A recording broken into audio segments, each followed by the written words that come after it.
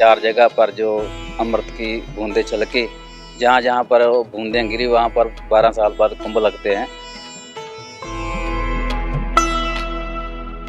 ऐसे पर्व में आकर के जो भी प्राणी श्रद्धा भाव से, भावना से तीर्थ में आकर के संत महापुरुषों के दर्शन करता है और त्रिवेणी में आकर के श्रद्धा से डुबकी लगाता है, उसके सभी पाप जो है पापों से मुक्त हो जाता है वो।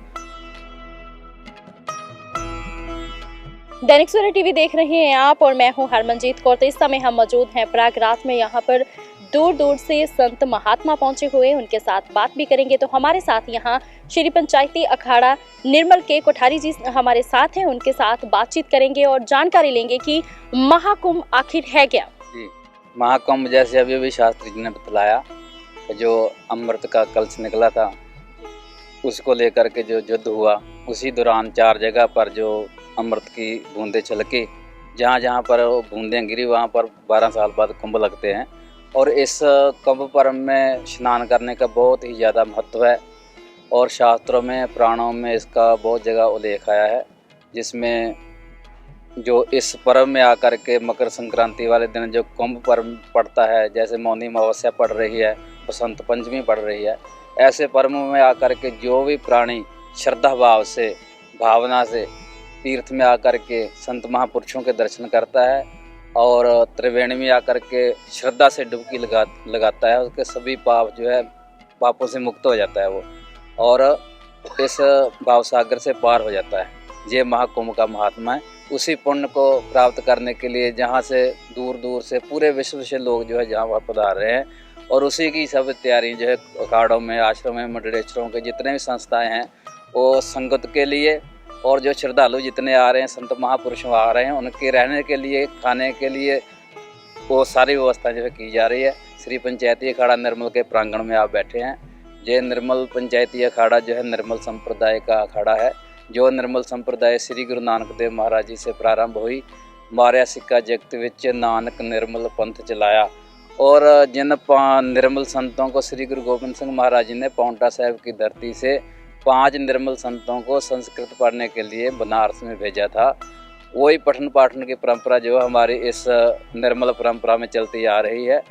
और ये परंपरा धीरे धीरे जब इसका विकास हुआ तो जैसे सभी संप्रदायों के अपने अपने अखाड़े हैं, उसी प्रकार निर्मल संप्रदाय के जो महापुरुष थे, जो महात्मा थे, उनको भी लगा कि हमारा भी अलग से जो है एक स्वतंत्र अखाड़ा होना चाहिए। तब जो है सभी ने विचार विमर्श करके श्री महंत बाबा मेहताब सिंह महाराज जी की अध्यक्षता में और जो समय के रियासतें थी उस समय, तो कई जैसे रियासत पटियाला, रियासत नाभा, रियासत फरीदकोट, रियासत जींद, इनके सहयोग से जो है ये श्री पंचायती अखाड़ा निर्मल की स्थापना हुई।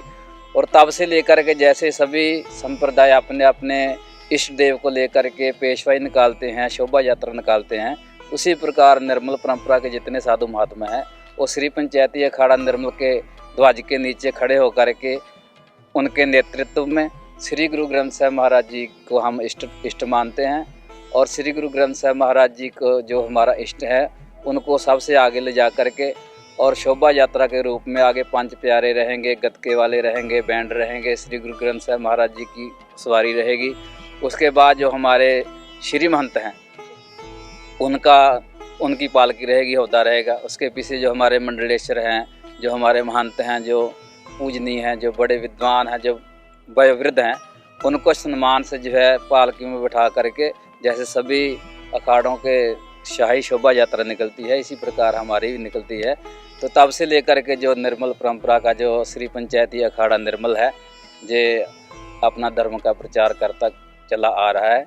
उसी के लिए ये सारा आयोजन जो हो रहा है धर्म का प्रचार करने के लिए, जहाँ 1 महीना जो है सुबह से लेकर के शाम तक सत्संग, भजन कीर्तन और नित्यनेम और अनावर्त जो है लंगर चलेगा। जहाँ पर आप कब आए थे और कितने दिन रुकोगे?